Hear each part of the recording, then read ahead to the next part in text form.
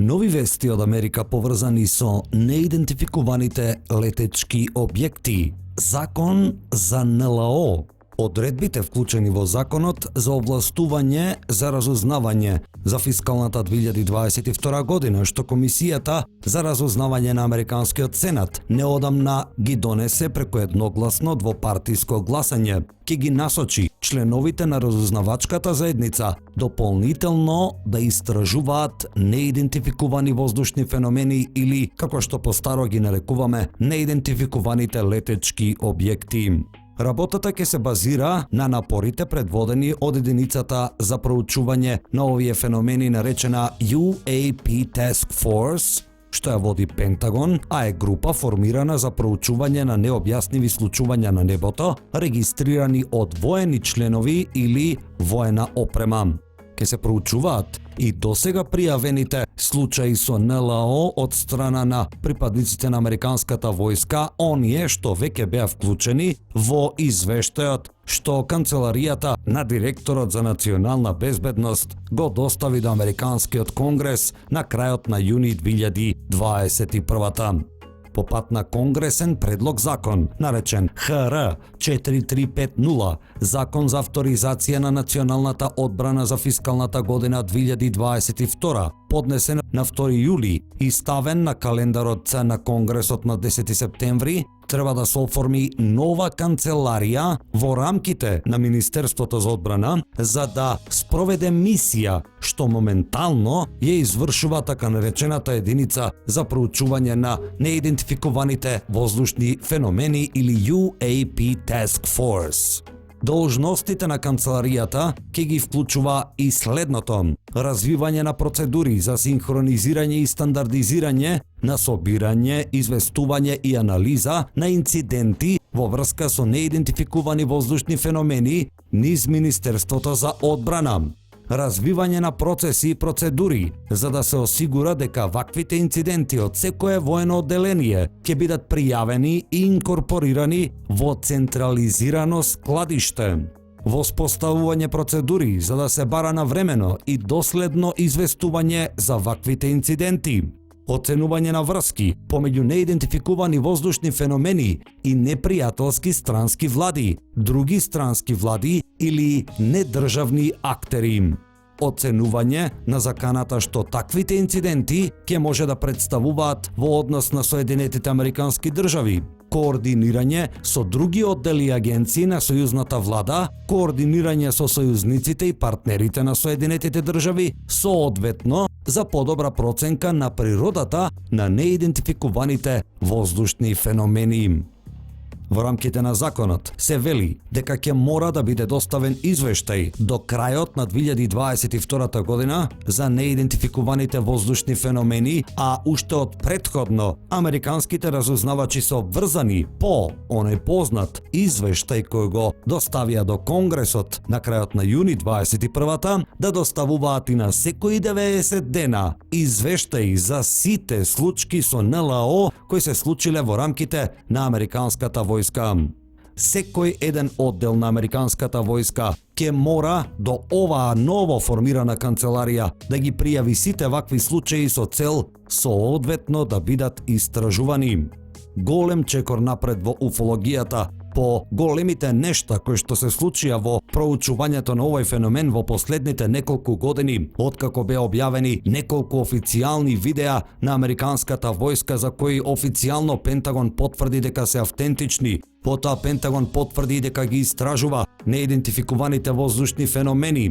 Потоа сето тоа покрена лавина од бројни воени представници и високи владени чиновници да излезат и јавно да говорат за ваквите случаи, со што се направи комплетен историски пресврт во уфологијата што се однесува до односот на американската влада и војска кон овој феномен. Откако повеќе од 7 децении сите случаи беа прикривани, секој очевидец беше стигматизиран, сега се случува комплетен пресврт и американската војска и американската влада транспарентно и јавно по пат на закони го официјализира проучувањето на феноменот. Целосниот текст на законот го имате на congress.gov Името на законот е HR 4350 National Defense Authorization Act for Fiscal Year 2022.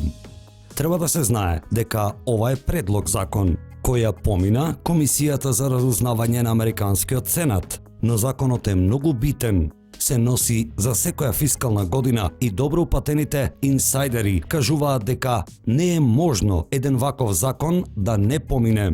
А во негови рамки се напишани сите овие одредби и инструкции за оформување на Канцеларијата за проучување на феноменот. Оваа нова канцеларија во Министерството за одбрана на САД ќе биде многу посериозен и пософистициран напор на војската да го проучува феноменот, но во исто време и повеќе да ги известува избраните представници со нови информации. 6 комисии на Конгресот ќе мора да добиваат годишни извештаи. Сите случаи со НЛО во воздушниот простор на САД мора да бидат истражувани. Според овој закон, првиот годишен извештај мора да биде доставен не подоцна од 31 декември 2022 и мора да содржи информации за неидентификувани воздушни феномени, пријавени од воени припадници на САД, информации прибрани по пат на геопросторно оперирање, разузнавање прибрано по пат на сигнали, луѓе или мерење, со други зборови по пат на сите начини на разузнавање. Најинтересното во законот е тоа што се бара проценка на било кои здравствени ефекти што неидентификуваните воздушни феномени ги имаат врз луѓето што биле во контакт со објектите. И уште повеќе интересно е тоа што законот во извештајот бара да се наведат и сите напори кои што војската ги има во моментов во можноста да се фатат или искористат неидентификуваните воздушни феномени. Ова е нешто што досега никогаш не било ставено во закон. Ве потсетуваме и дека лидерот на поранешната воена програма на САД за проучување на НЛО, AATIP или Advanced Aerospace Threat Identification Program, Луис Елизондо, веќе јавно изјави дека верува дека војската го прави тоа. Уфолозите со години тврдат дека со оглед на тоа колку е голем воениот апаратус на САД, може да се верува дека војската веќе има истражувано делови или дури и цели летала со вонземско потекло. Се разбира, мора да се каже и дека војската никогаш не потврдила такво нешто, ниту пак објавила такви информации. Но кога лидерот на поранешната воена програма за проучување на НЛО, Луис Елизондо, вели дека тоа се случувало, тоа е многу интересно.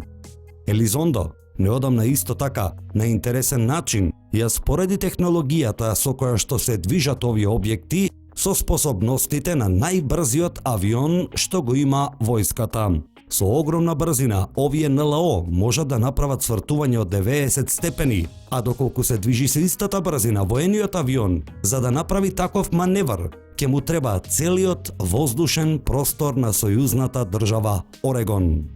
Лу Елизондо вели дека доколку овој закон биде донесен, а и самото тоа што е само представен, е огромен напредок во сериозното проучување на овој феномен од страна на војската и владата на САД. Тој исто така најави дека наскоро ќе објави и книга во која ќе открие уште многу други детали кои се уште јавно не се објавени. Во скорошно интервју и шефот на НАСА Бил Нелсон повторно изјави дека му верува на американските пилоти што пријавуваат блиски средби со НЛО, но дека не знае што се. Тој вели дека НАСА има програми за пронаоѓање на живот во Вселената, но дека не знаат што се овие објекти, но и дека треба да се проучат со цел да се дознае. Бил Нелсон вели дека се надева дека објектите не се некаква напредна технологија на некоја непријателска земја и дека американската влада вели дека не е нивна технологија. Тој повторно изјави дека со оглед на големината на универзумот и откривањето на екзопланети со нашите телескопи, верува дека постои живот во универзумот и надвор од нашата планета. Има нешто таму. Ова не е некаква оптичка илузија или радарска грешка. Кога зборувате со пилотите, тие се убедени за тоа што ги виделе и ги прателе објектите, вели Нелсон, кој додава дека пилотите се кредибилни сведоци. Се надевам дека тоа е некоја наша технологија што е висока тајна, затоа што ваков погон, што нема ни крилја, ни испуштање гасови, наеднаш се движи од едно до друго место инстантно и при тоа преминувајќи голем простор со огромни брзини, кои се неверојатни. Се надевам дека е наша технологија, но владата вели дека не е. Ова шефот на НАСА Бил Нелсон го изјави во интервју емитувано на американската телевизија PBS на 7 септември 2021, а во целост го имате на pbs.org. Интервјуто е прилично интересно, затоа што покрај за феноменот, тој зборува и за плановите на НАСА и за како што вели новата вселенска трка со Русија и Кина за освојување на Вселената. На крајот од интервјуто, тој повторно се наврати на феноменот и изјави: "Ајде да го проучиме ова што го гледаат пилотите и ајде да дознаеме што е, за да можеме да се справиме со него." На крајот ве потсетуваме дека неодамна и Лу Елизондо изјави дека овде не се работи за некаква напредна технологија на Русија, Кина или некоја друга земја, ниту пак некоја тајна напредна технологија на Соединетите Американски држави, туку за нешто сосема друго. Како можности, тој наведе дека објектите можеби се вселенски, земски или интердимензионален феномен.